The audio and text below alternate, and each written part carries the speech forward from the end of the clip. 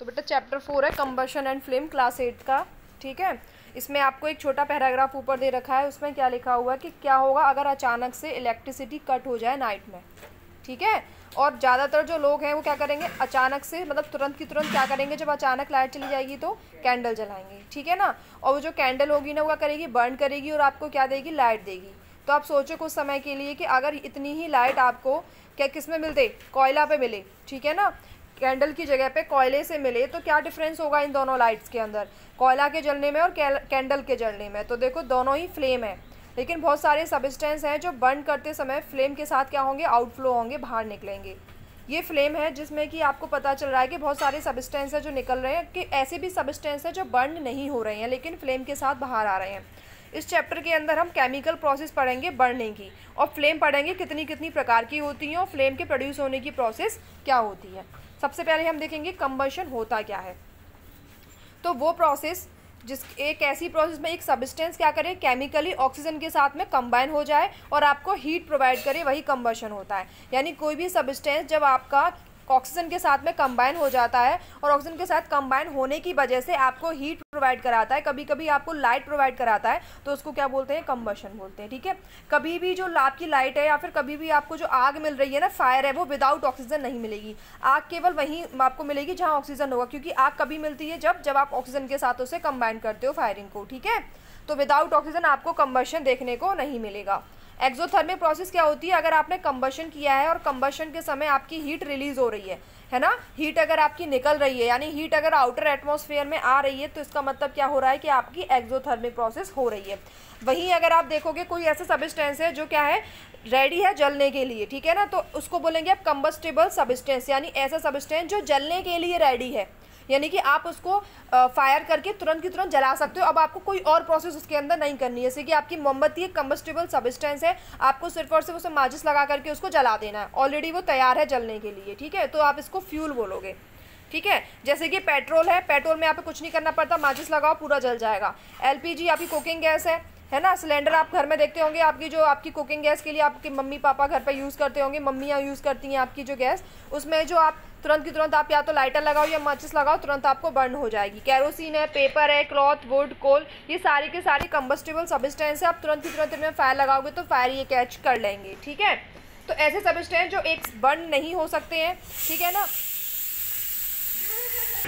तो ऐसे सब्सटेंस जो बर्न नहीं होते हैं उनको क्या बोलेंगे आप, नॉन कंबस्टिबल सब्सटेंस। जैसे पानी में आप कितनी भी माचिस फेंक लो, कुछ भी फेंक लो, पानी में आग नहीं लगती है, ग्लास में आग नहीं लगती है, मिट्टी में आग नहीं लगती है, तो ये सारे सब्सटेंस कौन से हो जाएंगे, नॉन कंबस्टिबल सब्सटेंस, यानी कि ऐसे सब्सटेंस जिनमें आग नहीं लगती है। ये एक एक्टिविटी है, आप इस एक्टिविटी को पढ़ना, ठीक है, इसको समझने की कोशिश करना। ठीक है, एक्टिविटी आपको समझाएगी इसके अंदर,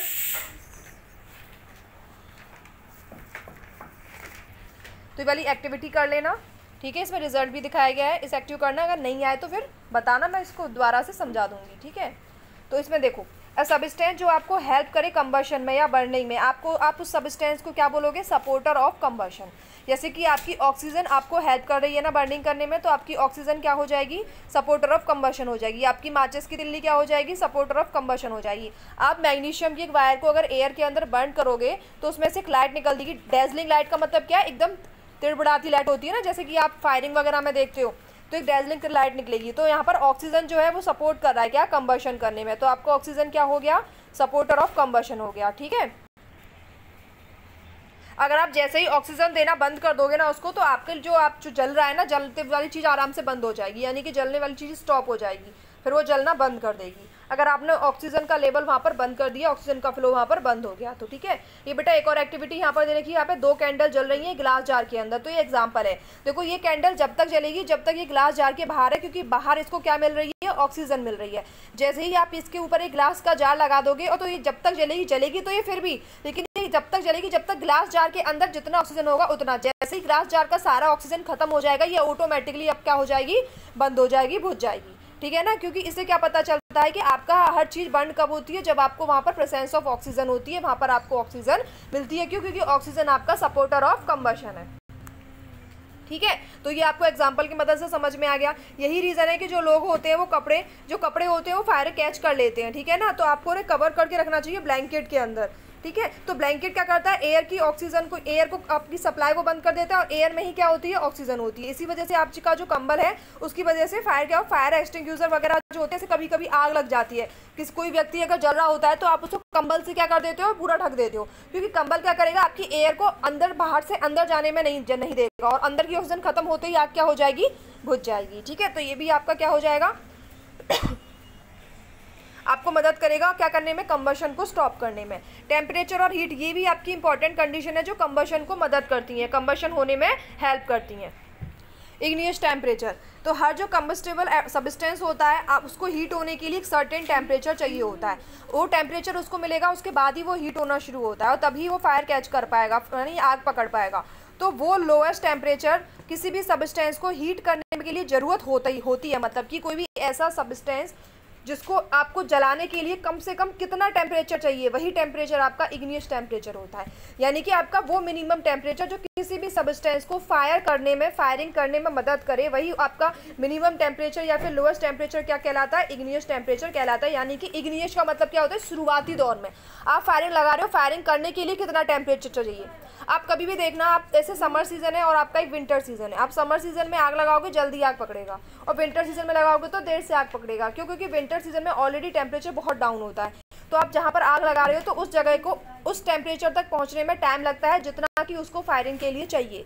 यानी कि आपके विंटर सीजन में इग्नियस टेम्परेचर क्या हो जाता है, उसकी वैल्यू हाई हो जाती है ना। इस वजह से आपका विंटर सीजन में फायरिंग करते समय आपको टाइम लगता है और समर सीजन में कम टाइम लगता है, क्योंकि वहाँ पर ऑलरेडी आपका इग्नियस टेम्परेचर प्रेजेंट होता है समर सीजन में। ठीक है, आपका रूम टेम्परेचर होता है, वहाँ पर आप फायरिंग पकड़ सकते हो। ठीक है, रूम टेम्परेचर मतलब एक नॉर्मल टेम्परेचर किसी भी रूम का जो भी होता है। ठीक है, मैजिस्टिक रबिंग करते हो आप तो टेम्परेचर आपका इग्नियस टेम्परेचर पे पहुँच चुका होता है, तभी आपकी मैजिस्टिक भी बर्न पकड़ती है, फायरिंग पकड़ती है। तो आपका जो इग्नियस टेम्परेचर है आप उसको किंडलिंग टेम्परेचर भी कहते हो। ये सब्सटेंस का वो लो इग्नियस टेम्परेचर होता है, वो फायर इजीली पकड़ लेते हैं। ठीक है ना, इजीली कैसे पकड़ते हो, अब जिसका टेम्परेचर बहुत लो होगा तो बहुत लो टेम्परेचर यानी कि बहुत तुरंत की तुरंत आग पकड़ लेगा, और जिसका इग्नियस टेम्परेचर बहुत ज़्यादा होगा उसको फायरिंग पकड़ने में टाइम लगेगा, आग पकड़ने में टाइम लगेगा, क्योंकि वो तब तक पहले तो उस टेम्परेचर तक पहुँचेगा, उसके बाद उसमें आग लगेगी। ठीक है, तो इग्नियस टेम्परेचर वो सब्सटेंस डिपेंड करता है कि उस सब्सटेंस का केमिकल नेचर कैसा है। इग्नियस टेम्परेचर पेट्रोल का बहुत कम होता है, इसलिए पेट्रोल जो है केरोसिन से भी तेज़ी से आग पकड़ती है। अगर आप पेट्रोल और केरोसिन दोनों को रखोगे तो पेट्रोल बहुत ही मिली सेकंड का अंतर होगा, लेकिन पेट्रोल जल्दी पकड़ेगी केरोसिन के मुताबिक। ठीक है, क्योंकि पेट्रोल का जो इग्नियस टेम्परेचर है वो कम है, किसके मुताबिक, केरोसिन के मुताबिक। तो कंबस्टेबल सब्सटेंस जो होते हैं आप उनको बर्न नहीं कर सकते हो। ठीक है ना, कैन नॉट बर्न और कैच फायर, जब तक कि आप उसको वो टेम्परेचर नहीं दे देते जो कि उसको फायरिंग के लिए ज़रूरत है। एक और एक्टिविटी है बेटा इसमें आपको कैंडल है, वाटर है, 2 शीट ऑफ पेपर है और पेपर कोन्स की ज़रूरत पड़ी है।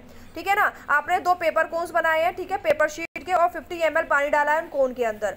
तो आप ध्यान से आपको देखना है कि आपको दोनों में आग लगानी है। तो जो इसमें आपका पानी नहीं है वो आपका इजीली फायर पकड़ लेगा, और जिसमें आपका पानी है वो फायर पकड़ेगा, लेकिन बहुत टाइम बाद जब उसका टेम्परेचर इग्नियस टेम्परेचर पे पहुंच जाएगा तब जा करके वो फायरिंग पकड़ेगा। ठीक है, तो इस एक्टिविटी में आपने पेपर कोन और वाटर को देखा कि पेपर कोन जिसमें वाटर वो बर्न नहीं कर रहा था, क्योंकि उसमें हीट तो सप्लाई हो रही थी लेकिन टेम्परेचर उसका बढ़ नहीं रहा था। ठीक है, तो यही रीज़न है केरोसिन ऑयल और वुड जो है वो फायरिंग कैच नहीं कर पाते हैं जब उनका खुद का रूम टेम्परेचर नहीं होता है।